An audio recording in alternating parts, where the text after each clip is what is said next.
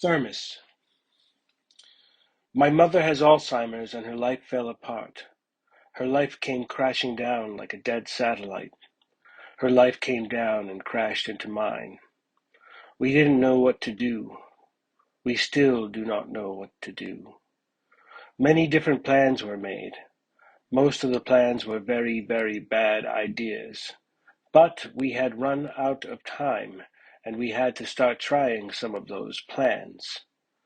One of the plans was to move her over to my rental unit, and my brother and his wife would tend to her there. That plan failed because everyone involved hated each other. Hate that ancient neighboring nations have after generations of wars that shall never be forgotten. Even my pleasantly confused mother would pick up on the atmosphere of hate and begin hating some of the people there. It was a hate-filled set of houses, side by side. It was no way to live. So it ended with my mother going to assisted living and my brother and I not speaking and my wife and I divorcing. And when my brother and I began speaking again, he would lose his mind at the mention of my wife's name.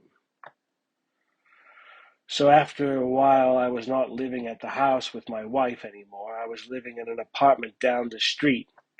My mother was in assisted living down the street. My brother was a few towns over from that. And we had to start selling off my mother's assets to pay her bills.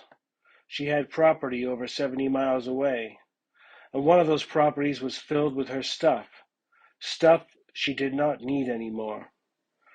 So my brother and I had gone over her stuff and agreed on what would be thrown away and what would be kept.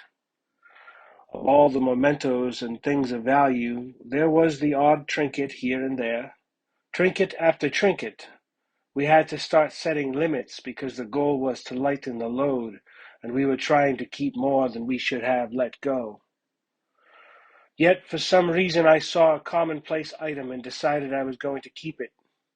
It was a thermos, a large thermos that could contain a day's worth of coffee, which is why I wanted it. So I took it back to my apartment 70 miles away. The only problem was that it smelled. The inside smelled like mold, and I only discovered this when I had gotten home.